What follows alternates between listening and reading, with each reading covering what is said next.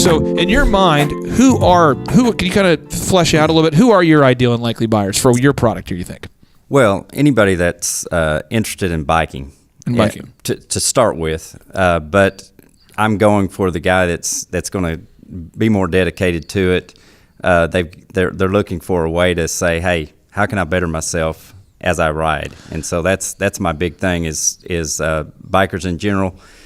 There's a market for it, but yet it's targeted. I'm going to help you.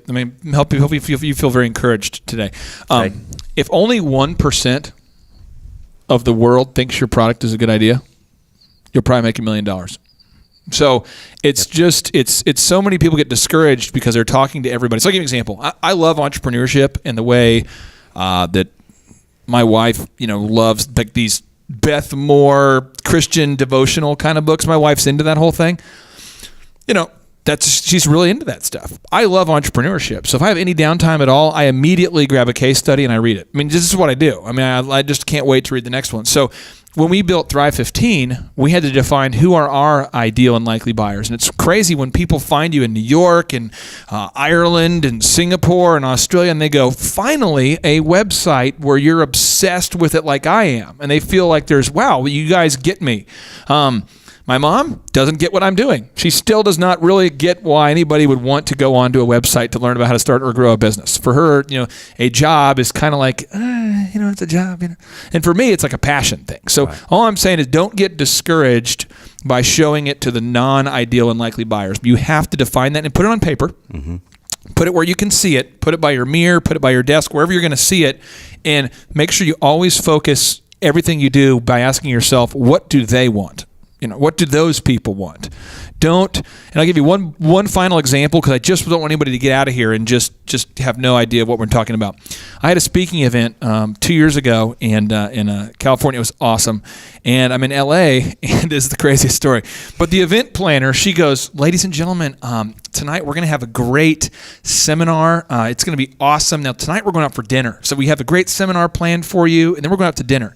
Now, the demographic was moms and dads, people that own an appliance store. So you can imagine that profile, okay? They're mostly 40s to 50-year-old people with kids that are about ready to graduate high school, and they're all like, oh, okay. And the lady's like, tonight's entertainment is going to be awesome. So I think the people in their mind were thinking like, who's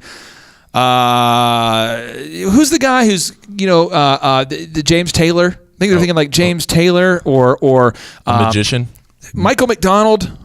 Okay. You know what I mean? They're thinking like that kind of thing. And so...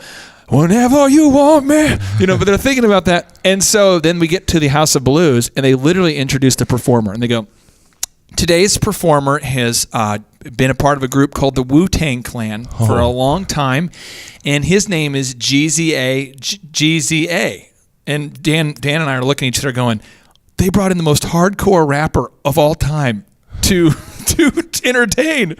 So he puts his mic up, and he's like, all right, everybody, how are we doing? He drops an F-bomb within like the first 10 seconds. And people were like, and he's like, all right, let's get crazy. And just the wrong fit. And everyone the entire night, he was like, put your hands in the air. And everyone's just like, I don't know if we want to do this. It was so awkward. And so, I guess he's talented for his, fans, but the average person there just was, and you could see it was rocking his confidence. Seriously, he was like, I don't know if I'm good anymore. Because people whoever booked it, I don't know how that happened, but it was the weirdest thing. So that's what I have for it. So that's when defining your ideal and likely buyers, that's what not to do. Okay. But John, do you have any other questions on this first step?